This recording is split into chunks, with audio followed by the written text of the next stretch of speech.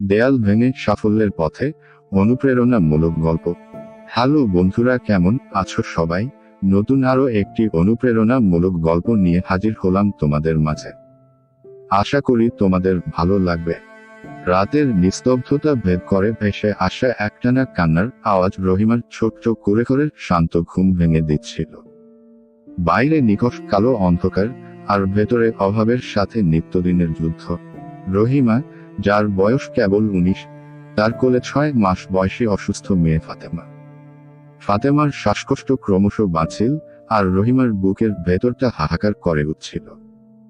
রহিমার স্বামী কাসেম দিনমজুরের কাজ করতেন। সামান্য রোজগার দিয়ে সংসার চালানোই কঠিন ছিল, সেখানে মেয়ের চিকিৎসার খরচ আকাশ কুসুমের মতো। গ্রামের হাতুড়ে ডাক্তারের চিকিৎসায় কোনো ফল হয়নি। শহরের বড় হাসপাতালে নিয়ে যাওয়ার মতো অর্থ তাদের কাছে ছিল না। চারিদিকে যখন অন্ধকার, তখন রহিমার মনে ক্ষীণ এক আলোর রেখা উঁকি দিল।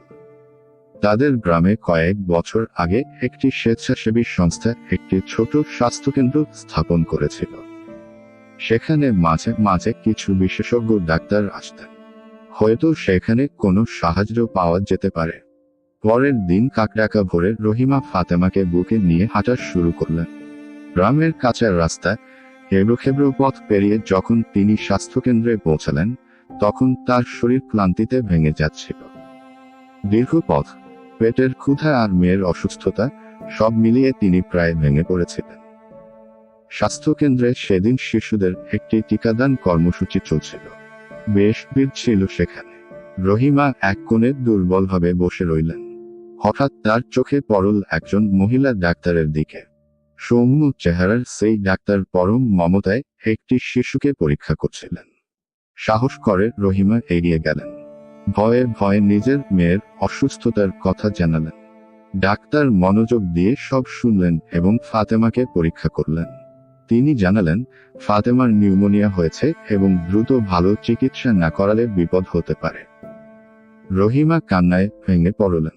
তার অসহায়তার কথা জানালেন ডাক্তারকে।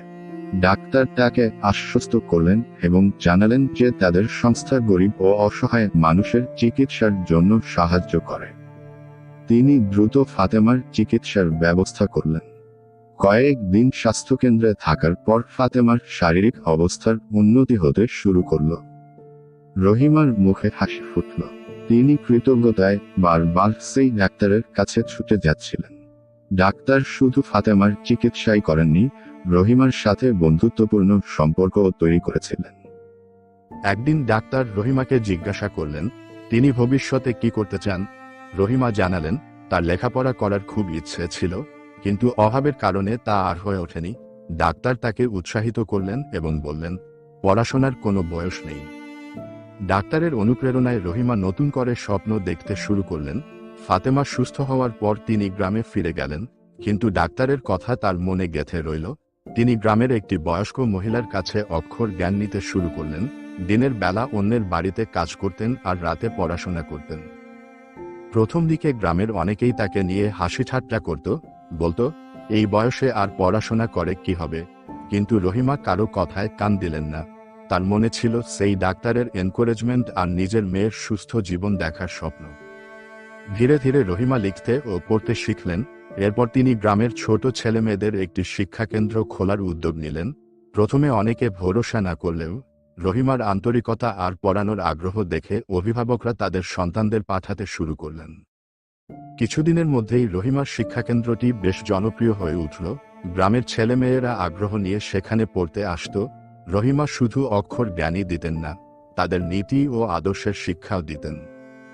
একদিন সেই স্বেচ্ছাসেবী সংস্থার প্রধান গ্রামে এলেন তাদের কাজের অগ্রগতি দেখতে। তিনি রহিমার শিক্ষাকেন্দ্র দেখে মুগ্ধ হলেন। জানতে পারলেন এই শিক্ষাকেন্দ্রটি রহিমাই চালাচ্ছেন। তিনি রহিমাকে ডেকে তার অতীতের কথা জিজ্ঞাসা করলেন। রহিমা তার কষ্টের দিনের কথা, ফাতেমার অসুস্থতার কথা এবং সেই ডাক্তারের সাহায্যের কথা জানালেন। সংস্থার প্রধান বুঝতে পারলেন তাদের সামান্য সাহায্য কিভাবে একটি মানুষের জীবন বদলে দিতে পারে। সংস্থাটি রহিমার শিক্ষাকেন্দ্রটিকে আরও উন্নত করার জন্য সাহায্য করল। নতুন ঘর তৈরি হলো, এলো আরও শিক্ষা সামগ্রী। রহিমার সম্মান বেড়ে গেল গ্রামে। যারা একসময় তাকে নিয়ে হাসাহাসি করত তারাই আজ তার কাছে এসে পরামর্শ চায়। রহিমা আজ শুধু একজন সফল শিক্ষিকাই নন, তিনি গ্রামের অসহায় মানুষের ভরসার প্রতীক। তিনি প্রমাণ করেছেন, ইচ্ছে থাকলে আর একটু সাহায্য পেলে একজন নারীও সমাজের বুকে মাথা উঁচু করে দাঁড়াতে পারে। ফাতেমা এখন হাসিখুশি একটি কিশোরী, মায়ের সংগ্রাম আর সাফল্যের গল্প শুনে সেও অনুপ্রাণিত হয়।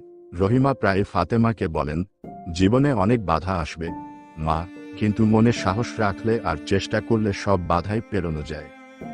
রহিমার গল্প আমাদের শেখায়, প্রতিকূলতা যতই কঠিন হোক না কেন, মনের জোর আর অন্যের সাহায্য পেলে যে কোনো বাধা ভেঙে নতুন দিনের আলো দেখা যায়। এই গল্প শুধু একজন নারীর সাফল্যের কাহিনী নয়, এটি মানবতা আর দৃঢ় সংকল্পের জয়গান। কেমন লাগলো গল্পটি ভাইয়া? যদি কোনো অংশ পরিবর্তন করতে চান বা অন্য কোনো বিষয়ে গল্প শুনতে চান তবে জানাতে পারেন।